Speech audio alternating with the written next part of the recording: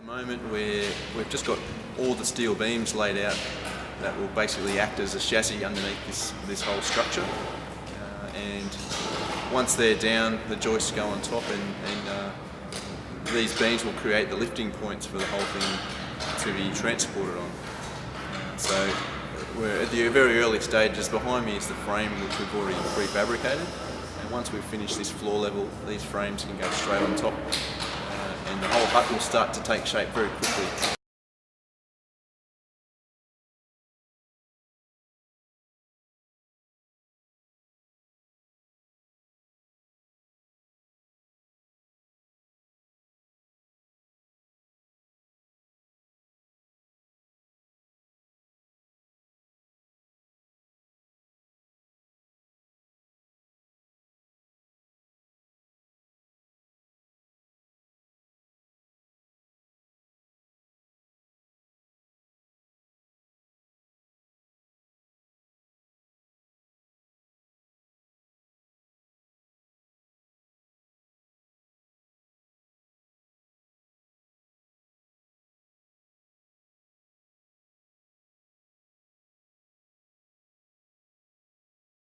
We're a few weeks into the build now, and we've got both floor platforms laid, and the main hut, we have the walls all stood, braced and plumbed, and we've actually started putting the posts up which are going to support the roof structure. So the next week or so on site here is going to be, we're going to see lots of framing work on the two roofs of each hut, and it'll start to really take the shape, and you'll be able to see that sort of silhouette of Mawsons Hut. And then it won't be long before we start putting the roof on.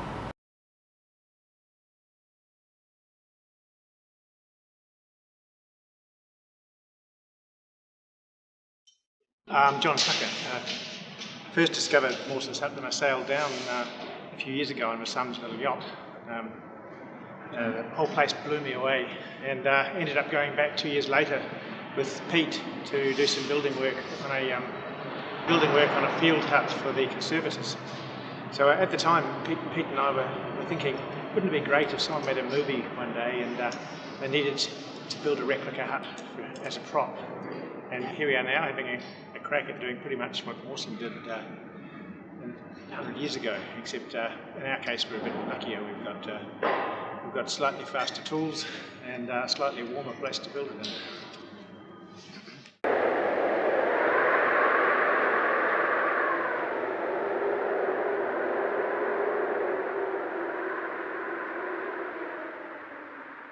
Tuesday, January the 23rd, 1912. Rose about 9:30. Wind starting. Since the aurora left, the weather has been beautifully fine and sunny. The nights are already becoming darker, though it is still much lighter than necessary to read or write inside the closed tent at midnight.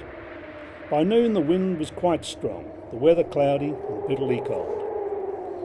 On the roof all day, putting rubberoid and boarding on, except a few hours with Bick and Mawson on the veranda posts.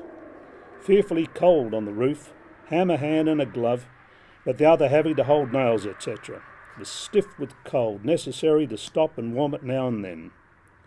Most of us in our fleece suits now, bodies quite warm. At about 11 p.m, came off the roof to tea. 3 sides of the roof almost completed. First meal in the hut, porridge and Irish stew and cocoa. This and the stove warmed us up. Mertz and I performed a waltz on the floor with some nutty reversing and fantasy. I helped Hannon and Ninnis wash up. Dick also helped. Then turned in. Hannon, I rather misjudged at first. He's very vulgar, but as generous a man as I've seen, always ready to give or help. I write this sitting up in the sleeping bag. Beside me, Bickerton is sleeping like an innocent babe, good old Bick. On the other side, comical old Ninnis is also writing his diary. The wind is now even stronger. The sides of the tent are flapping and banging furiously. One part banging my left shoulder all the time. The dog Shackleton caught and ate a penguin today. He has only about 3 feet of chain. It must have been a very inquisitive penguin. Now for a well-earned rest.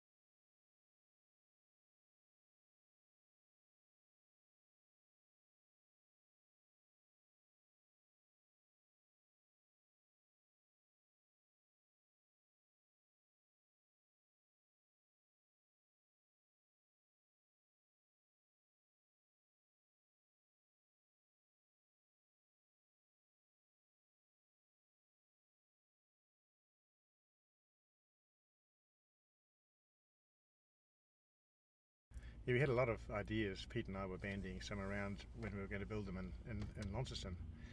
One of them was to put casters on the bottom of the steel bearers so we could roll them around. But when we actually priced the casters, it was something like $500 a pop, and we're talking at least 12.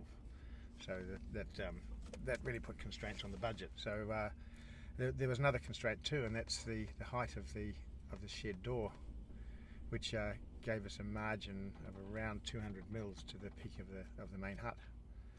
So we decided to try and think like Douglas Mawson, and think about how they would have done it. And it ended up being a set of ordinary round fence posts with just the round pine ones, lopped in half, and set underneath as a series of rollers. And then it was simply a case of setting up a winch, a vehicle winch in the front to a bridle, and placing the rollers so that they'd pop out the back and be transferred to the front. And it was all done very safely. We had all the swims in place to cater for workplace health and standards, and it went beautifully.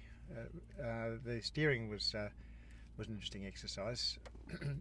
We ended up, after attempting to slew it with sideways loadings on the winch pull, it ended up being quite basic, just simply knocking the front roller in the direction you wanted to go, like a front wheel, and doing the reverse with the rear so that the rear would skew out like the back of a forklift, and that way we were able to steer them very nicely, and they popped out basically about a three-quarter hour job to get each module out onto the car park outside the sheds.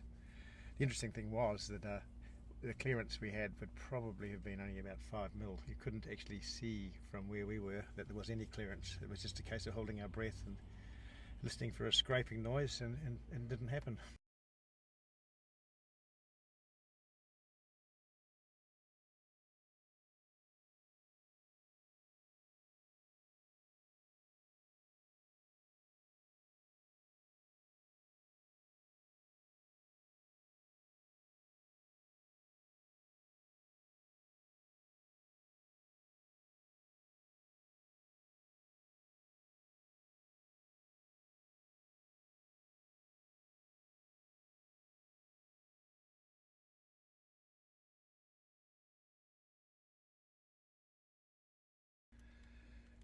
To add another dimension to it, the winds rose to gale force that night, and I was lying there in a sleepless night, wondering about what was going to happen with the wind getting inside the hut like a big spinnaker, particularly the second module of the main hut, and blowing it over on top of some poor unsuspecting pedestrian. So 5 o'clock, Barbara and I got ourselves out of our bunks and back onto site to try and check them out, and as it turned out, the wind wasn't as bad as I'd imagined, and that wasn't a drama.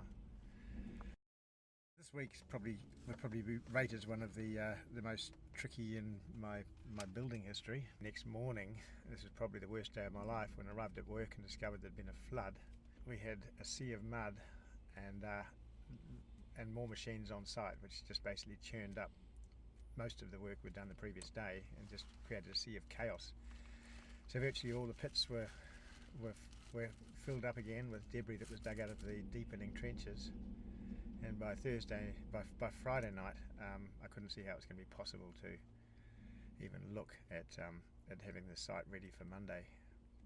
But as often happens with these things, it started to fall into place. The plumbing company managed to get two of their efficient young guys back onto site to finish off the plumbing side of things, and I managed to find a excavator operator to drive the excavator, as well as Tony, who's one of our carpenters, jack of all trades. Tony showed up at 7:30 to drive the hired excavator, the one I'd got from one of the local hire companies. So Tony started, and Tristan continued, and by the end of Saturday, which is where we're at now, it's looking like the site's going to be basically back to the way it should be, and we may be able to start putting in the plinths later on this afternoon.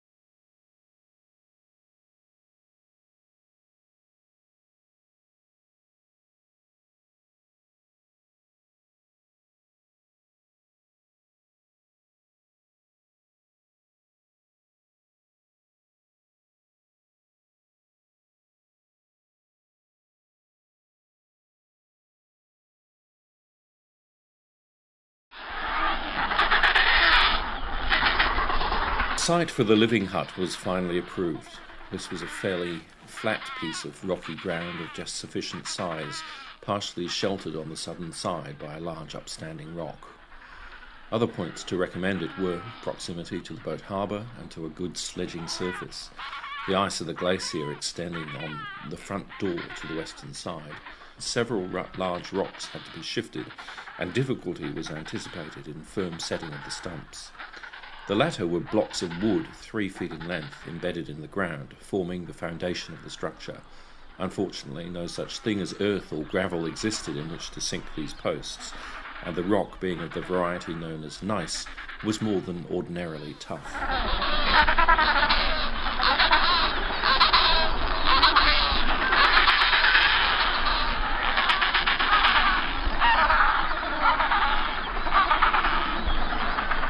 Nothing has so far been said about the type of hut adopted by our Antarctic stations, as the subject is important and we had expended much thought thereon before coming to a final decision. Strength to resist hurricanes, simplicity of construction, portability and resistance to external cold were fundamental. My first idea was to have the huts in the form of pyramids on a square base to ensure stability in heavy winds and with a large floor area to reduce the amount of timber used. The pyramid extended to within 5 feet of the ground on the 3 windward sides so as to include an outside veranda. Round the outside of the 3 veranda walls, boxes of stones were stacked so as to continue the roof slope to the ground. Thus, the wind striking the hut meant no vertical face but was partly deflected, the other force components tending to pin the building to the ground.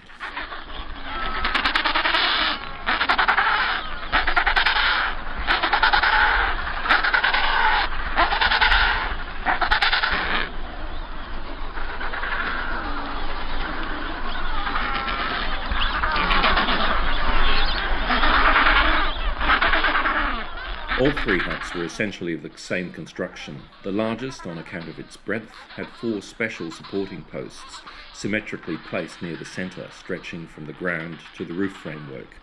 The walls and roof, both inside and outside, were of tongued and grooved pine boards, made extra windproof by 2 courses of tarred paper. As rain was not expected, this roofing was sufficient. There were 4 windows in the roof, 1 on each side of the pyramid. We should thereby get light, even though almost buried in snow. The largest hut was presented by the timber merchants of Sydney and proved its astonishing strength during the winter hurricanes. The smallest was purchased in Adelaide. The third was built and presented by Messrs. Anthony of Melbourne.